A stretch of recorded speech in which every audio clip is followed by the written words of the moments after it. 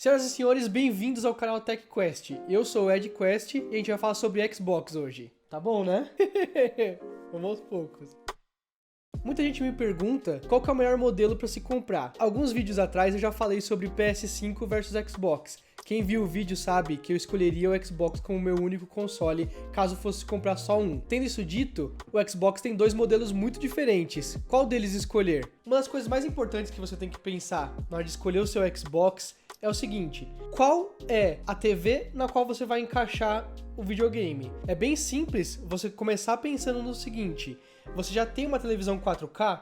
Se você não tem uma TV 4K, você pretende comprar uma em breve? Ou não? Caso você pretenda comprar a TV 4K, você já viu uma TV 4K para você entender a diferença de qualidade de imagem entre uma TV Full HD e uma TV 4K? Você sabe o quão importante é para você? Se você está em 2020 e você ainda não comprou uma televisão 4K, talvez, claro que cada um vai ter um background completamente diferente, mas talvez a qualidade de imagem superior não seja o principal para você. Caso não seja, o Xbox Series S pode ser uma boa escolha. Vamos começar mostrando as diferenças entre eles. De um lado, o Xbox Series S, que é um videogame super compacto, pequeno, menor do que a geração atual de Xbox. Ele é capaz de 1440p, supostamente a 120 fps, ou seja, 120 quadros por segundo. Isso é uma performance absurda. Na prática, a gente já tá vendo alguns testes de jogos como Yakuza 0, que já são jogos da geração retrasada, em que fizeram remasters, e a performance dele já não está de acordo com as especificações do console. O que isso significa? Que conforme a geração for passando, a gente vai otimizar, claro, mas existe um claro marketing aí falando sobre o que o console é capaz e a realidade do que ele é capaz. Não tem nada de errado com o console ter que abaixar um pouquinho a resolução dele para rodar de forma satisfatória o jogo. É algo comum e até incentivado. Por quê? Eu acho, como um gamer, é algo muito mais importante você ter mais quadros por segundo do que simplesmente uma resolução. Para o olho nu, se você não olha duas TVs lado a lado, uma rodando em alta resolução e outra a baixa resolução, você não percebe tanto quanto a fluidez em que os movimentos acontecem na tela. Tendo isso dito, o Xbox Series S aparentemente roda 1440p. O Yakuza 0, que é o jogo de exemplo que a gente está usando aqui, roda 1440p a 30 quadros por segundo, que é a média que os consoles já levam há algum tempo. É aceitável, você vai ter uma experiência ok de jogo, nada cinematográfico, nada extremamente fluido. Eu falei cinematográfico, mas na verdade cinema usa 30 quadros por segundo. Games, a gente colocou 60 como um padrão, porque fica bem mais suave a transição de movimentos dentro de uma tela. Para ele atingir esses 60 frames por segundo, ele tem que baixar a resolução do jogo, Yakuza 0, para 900p, ou seja, um pouco abaixo de Full HD. Isso é o Xbox Series S. O Xbox Series X, ele roda a 4K a 30 frames por segundo, e para atingir os 60 frames por segundo, ele vai lá e baixa para 1440p, uma resolução ideal assim para um monitor ou algo parecido, não para uma televisão. Quando você está falando de televisão, você tem que ver também a distância que você senta dela. Existe uma calculadora, que eu vou colocar até o link aqui, para a distância ideal para o tamanho da sua televisão. Muita gente aqui no Brasil tem TVs de 40 polegadas a 50 polegadas. É mais difícil você ir para aquele mercado em que tem 55 ou mais. Ou seja, o que a gente estabeleceu? Que o marketing já estava prometendo algumas especificações que a gente não consegue cumprir. Se a gente está buscando o melhor gráfico possível, é óbvio que a gente vai estar buscando o PC Gaming.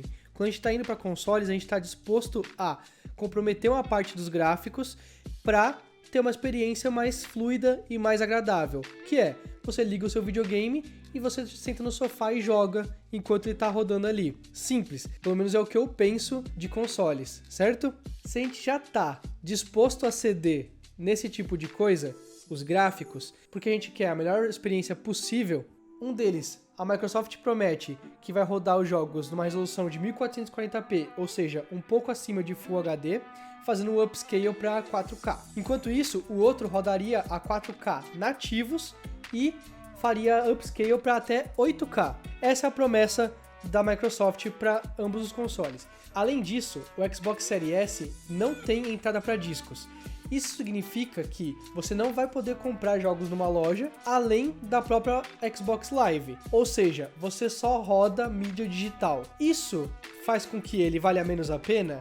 Eu diria que não. Se você viu o vídeo sobre o Xbox versus PS5, você vai ver que o que mais vale a pena no Xbox é o Game Pass, com certeza.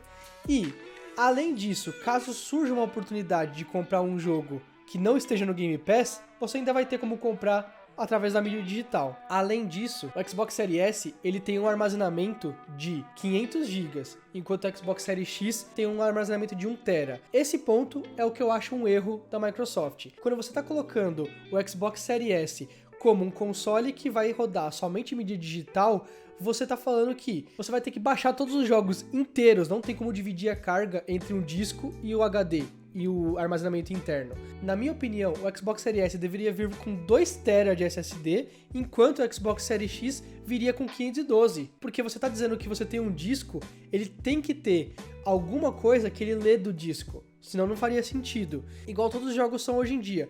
Você compra um disco e ele ainda instala uma parte do jogo localmente para facilitar na leitura do jogo. Até porque a gente tem que aproveitar o SSD que vem nas duas versões, que é super rápido e vai facilitar uma série de coisas como o loading ou carregamentos de textura mais rápido durante o jogo. Nós falamos que o SSD dos dois é o mesmo, é a mesma tecnologia por trás. O Xbox Series S ele veio com preço oficial para o Brasil de R$3.000, enquanto isso o Xbox Series X veio por R$5.000. Essa é uma diferença bem importante para a gente levar em consideração, porque um deles é extremamente mais acessível, a gente está falando de quase metade do preço, enquanto o outro é o mesmo preço do PS5 versão com disco. Eu sou um fã de mídia física, vocês podem ver aqui no meu cenário que eu tenho alguns filmes em Blu-ray. Além disso, no andar de cima da minha casa, eu tenho uma estante só para jogos, com todas as mídias físicas que eu gostaria de manter através das gerações, jogos desde a época do Play 2 até agora. Apesar disso,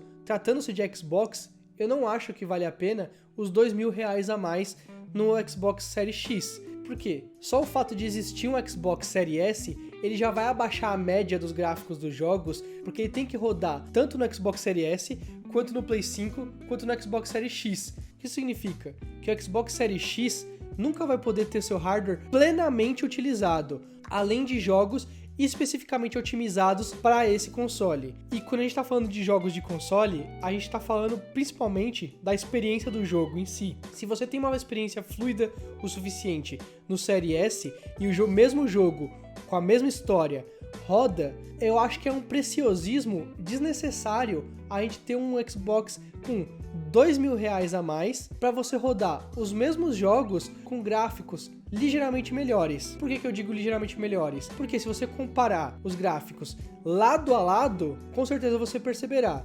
Porém, você sentado no seu sofá, olhando para a TV, você vai ter uma experiência agradável de qualquer forma. Tendo isso dito, o Brasil, ultimamente, está tendo oportunidades de algumas promoções que só acontecem em jogos físicos. Uma loja que comprou um lote e está encalhada lá no estoque deles há muito tempo, costuma vender os jogos por preços muito abaixo. Essa é uma das coisas que eu não gostaria de perder por pegar um console somente com mídia digital. Eu tenho alguns jogos mídia física que são especificamente do Xbox, apesar do Game Pass. No entanto, eu acho que o Game Pass está evoluindo cada vez mais, assim como as mídias digitais. Mais do que isso, a gente já falou em um vídeo passado que está cada vez mais caro comprar jogo físico aqui no Brasil, por uma série de fatores que envolvem desde a logística até o estoque. Então, quando a gente está falando de futuro, com certeza a gente está falando de mídia digital. É óbvio, desde livros que estão sendo substituídos por Kindle, até em filmes em que a Netflix, a Disney Plus e o Amazon Prime estão tomando conta do mercado, cada vez mais pensando em lançamentos por streaming, ao invés de lançamentos completos no cinema em múltiplas salas ao redor do mundo. Portanto, eu vejo o Xbox Series S como mais compacto, mais bonito, mas isso é uma preferência minha, suficiente em questão de gráficos, mais barato, consideravelmente mais barato, quase metade do preço, não R$500 como é no caso do Play 5, com acesso ao Game Pass, que é o principal serviço dos consoles atualmente. Além disso, o Game Pass está cada vez melhor, cada vez mais a experiência está completa, com uma biblioteca gigantesca, incluindo agora o EA Play, que entra no final desse ano, 2020, além de que no futuro a Microsoft já tá dando a entender que os jogos da Bethesda, que agora faz parte da Microsoft Game Studios, do Xbox Game Studios, pode ser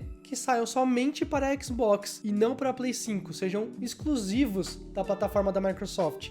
O que significa que fica ainda mais apelativo o serviço do Game Pass no futuro. Em conclusão, o Xbox Series S oferece uma experiência completa da próxima geração por um preço muito mais acessível, com o Game Pass, com a única falha, ao meu ver, sendo a falta de um SSD maior. Isso a gente vai ter que compensar comprando daqueles SSDs externos que a Microsoft já demonstrou e que vão ser bem salgados. Só que pensa assim, digamos que você compre o SSD pelo preço cheio deles de R$2.000. Você está falando de colocar R$2.000 em cima de 3.000, totalizando 5.000. Ainda fica mais barato do que você comprar o Xbox Series X. Já se você comprar o Xbox Series X, 1TB também não é o suficiente para a nova geração, ainda mais se você for depender de mídia digital e Game Pass. Você vai querer pelo menos 2TB. Se você for comprar o SSD de 2TB em cima do Xbox Series X, você está falando de gastar R$7.000.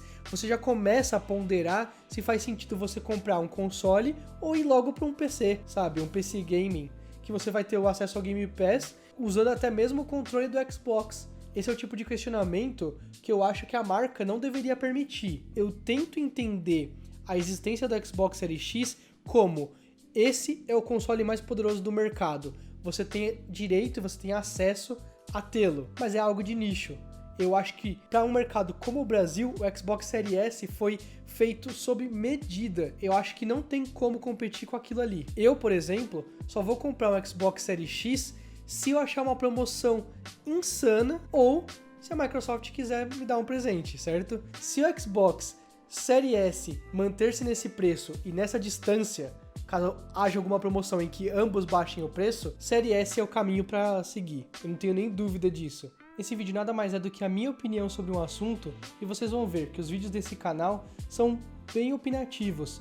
Eu não vou fazer vídeos sobre notícias ou sobre características e comparações extremamente técnicas, porque esse tipo de conteúdo você já consegue encontrar em outros canais, em outros portais.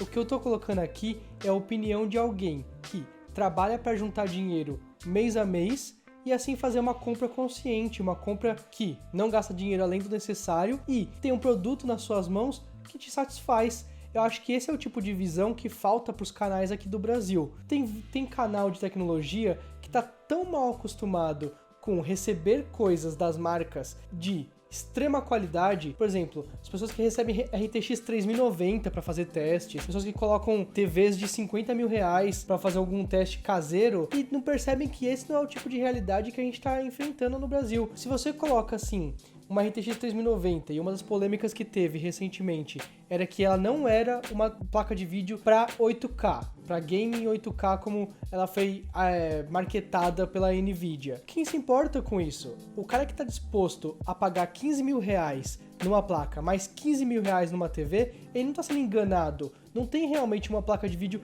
mais potente do que essa. Não é do tipo assim, essa aqui é o suficiente para 8K, compra essa daqui, para ele não comprar uma outra mais cara. Não, já é a placa de vídeo mais cara do mercado. Deixa quem já tem esse tipo de grana, gastar a grana dele. E a massa, que vai decidir agora, em novembro, qual o console que ela quer jogar pela próxima geração inteira, pelos próximos 5, 6 anos, não alguém que troca de hardware a cada ano, entende? É esse tipo de relação que eu quero resgatar com as pessoas. E o canal tá aqui pra isso. Se vocês gostaram do vídeo, dá um joinha. Se vocês adoraram o vídeo, se inscreve. Eu sou o EdQuest do canal TechQuest e até a próxima.